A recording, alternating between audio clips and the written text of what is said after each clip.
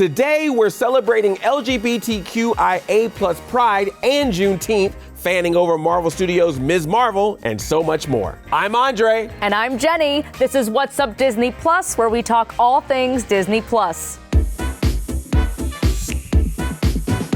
Happy Pride, everyone! Pride Month is celebrated every June to honor the 1969 Stonewall Uprising in Manhattan. This was the turning point for the gay liberation movement in the U.S. And here with us to celebrate Pride Month today is none other than Terry who plays the role of non-binary alien Aspen in the upcoming Disney Plus original movie, Zombies 3. Welcome to the show, Terry. Thank you all so much for having me. Love the couch, the denim, the denim. Yes. The Zombies franchise features themes of acceptance and celebrating our unique individual differences. So can you tell us about Zombies 3 and your character Aspen? I'm really excited for this.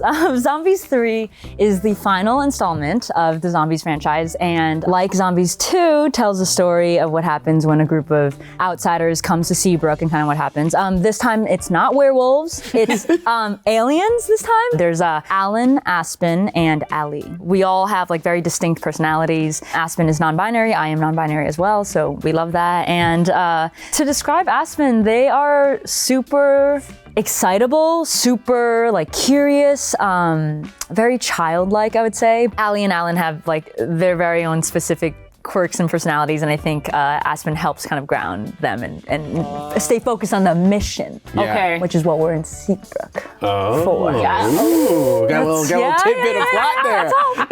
We're here for something. That's all I can say. I can't wait. Oh my gosh. What was your experience like on the set of Zombies 3? But yeah, we just like bonded, and I think the cast really just like loves each other, you know, and that was something that really stood out. Important and nice. Yeah. Okay, so Mothership, who, by the way, is voiced by RuPaul. Right? Okay, yeah, we were wanting to get to that. I was like, we're like, RuPaul. Yeah. I was like, say it with me. RuPaul. And I found that out like recently, but I was like, so super excited. But yeah, so Mothership, like seeing it on set and the lights, I think it was just like, oh, this is big. Yeah. Like I think just like, you know, because I worked on like a number of short films and stuff like that before that, but then this was like my first feature. So I was like, oh, this is like a big thing. Obviously, you're probably aware that Zombies has a pretty passionate fan base. I now am aware. Yeah, so I was curious what your feelings were when you found out you were going to be joining this franchise that has such a strong fan base, but also a franchise that encourages things like diversity and inclusion. Firstly, to be a part of any project that like values and encourages diversity and inclusion is extremely important, and I think meaningful to me, being Asian, you know, being non-binary and queer. It's like an intersection of a lot, and so for me, I just really value that. I think it's very fulfilling for me. But over time and just hearing feedback from the fans who are so wonderful and so expansive, just realizing how meaningful it is and realizing like the responsibility I have, or like the privilege I have to have that responsibility, if that makes sense. You know, growing up, I was watching Disney a lot, you know, and truthfully, I couldn't have imagined on really any channel like a non-binary lead character, let alone played by a queer, non-binary Asian lead. Like there's authentic casting there. There's, you know, a lot of uplifting, I think, of different intersections there. And I keep saying this, it's unreal, but it is real, and that's the best type. And I just have to kind of keep like. It's very pinch me and. Yeah, and like it comes and goes. And it's gonna keep hitting you though, because then you're gonna start seeing the reactions and like people who look up to you writing you. Exactly. I think that was the biggest thing, is like getting these messages from people. Because when I was growing up also, truthfully, I wasn't super educated on like non-binary either in myself. And sometimes you don't even realize like what you can resonate with until you see it yourself. To be a part of anyone's journey towards, I think, finding themselves, like I really am like, that's really cool. So this is great timing because it's Pride Month. So we want to know what Pride Month means to you, and what was it like celebrating your very first Pride? My very first Pride. It's Los Angeles, West Hollywood, 2016. Picture it. Picture it. Are you there? It's like kind of chilly, but it's still nice. Honestly, it was such a blissful, it was one of those like just a blissful night. I honestly remember that really well, and that was the first time I think I really like celebrated a Pride parade type, you know. I mean, I think something that's really important to say right off the bat that I feel very strongly about is like, yeah, I think it should never, just like, you know, AAPI Heritage Month, like nothing should just be limited to just one month, and it isn't, but like obviously I really value Pride Month, and it's meaningful because it is such a dedicated time for visibility and a dedicated time to like honor those who paved the way for us. And yeah, that's what Pride means to me. So why do you think, like for you, why is Pride Month super important now more than ever. There's been literal hundreds of like anti-LGBT plus legislation, bills circulating, and it's been super demoralizing, I think, in that way. These bills are so horrible, and we're angry about it, we're hurt, but like we're not going anywhere. Yeah, like it just exact simply phrase. is like, you're not going to erase us. Like you can try, and showing visibility, like showing the humanness of it, and showing, like I said, joy also, because I think joy is also just to show like we are defying this, and then also to just show up for our community and like let them know we're not letting this go. Like no matter how hard it is, we're still going to be here. Speaking of community, how has the LGBTQIA plus community helped you with your identity or with your journey? I pretty much knew I was queer from the womb. I pretty much like from a like very early age, I was like, okay, yeah. And then I didn't really like start exploring or accept, I think, my non-binary identity until like a couple years ago. And a lot of that was because I met and got to connect with a lot of like a bigger LGBT plus community, like my queer community, and within that community I met a lot of non-binary or NB people and like became friends. And it's what I was saying earlier, sometimes you just don't really even know what you could be or could resonate with until you see it. And not that there's any right or correct way to be non-binary or look non-binary, but seeing how there isn't one right way, but then everyone kind of has a through line of feeling, I was like, oh, I do resonate with that. And I feel like I have for a really long time, actually, because I knew what non-binary was. I was honestly just too scared to explore it. And then I think because of my queer community, like the past couple of years, felt comfortable enough to be like, hey, I'm just trying this. And that's what I said. I was just like, this just feels more right. I'm really thankful to them because it was actually very much because of them that I felt, I think, like comfortable enough, I love your transparency because I think some people might be too afraid because they have to know everything and know exactly who they are and it can never change. And I relate to you a lot because I was in that same boat.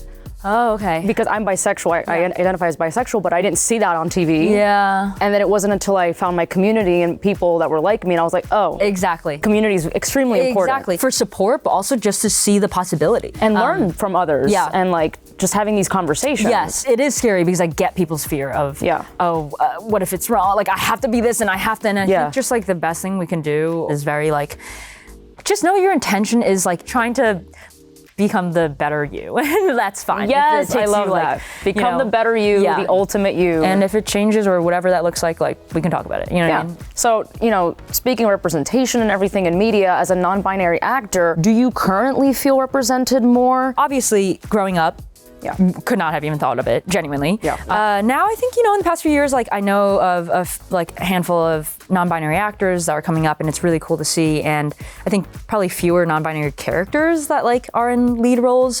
Truthfully, I'm hopeful. I genuinely am hopeful and optimistic. I think we are like moving in the right direction. But to kind of answer that question, as of right now, I think there's still a long way to go.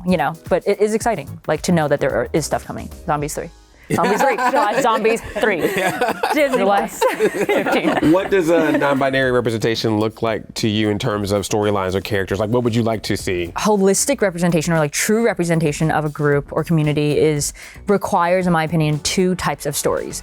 The one type is, stories that kind of revolve more heavily around the specific struggle that comes with being that minority, but then it's like just as important to have stories that just include characters that happen to be XYZ, but don't revolve around that, right? Yeah. Yes. And I think Zombies 3 is does a really good job with that second type of story. I mean, it's really those two types of stories. Like, let's just keep going. Like, it's not a phase. It's not just like a trend or anything or a fad either. Nope. It's like we're here. Let's just integrate, and like Disney has been working on like a ton of projects in the past few years that like include more significant LGBT plus representation, and it takes a while to make a movie. I did not realize it's been a whole year since we filmed Zombies, but like I'm excited for those projects to get the like chance to shine and to be loved, and to also give love to whoever needs it right now.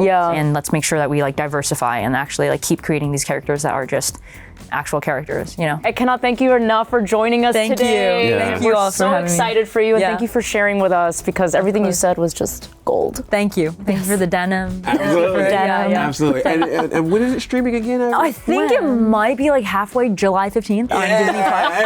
I don't know. Zombies 3 is streaming July 15th on Disney Plus. I'm Grace Vanderwall. I'm Elijah Richardson. I'm Tyrell Jackson-Williams, and we're from the cast of Hollywood Stargirl, streaming now on Disney+. And now, here's what's new. Mark your calendars, Disney Plus Day is returning September 8th, leading into D23 Expo, the ultimate Disney fan event. Watch the trailer for the all-new live-action Pinocchio and stream the original movie, a Disney Plus Day premiere, September 8th on Disney Plus. Raise your voice and create your own spotlight. The filmed version of the off-Broadway stage production of Trevor the Musical is streaming June 24th. Take a trip back into the multiverse. Marvel Studios' Doctor Strange in the Multiverse of Madness is streaming June 22nd on Disney+. Ms. Marvel is here. The first 2 episodes of Marvel Studios' Ms. Marvel are now streaming on Disney+.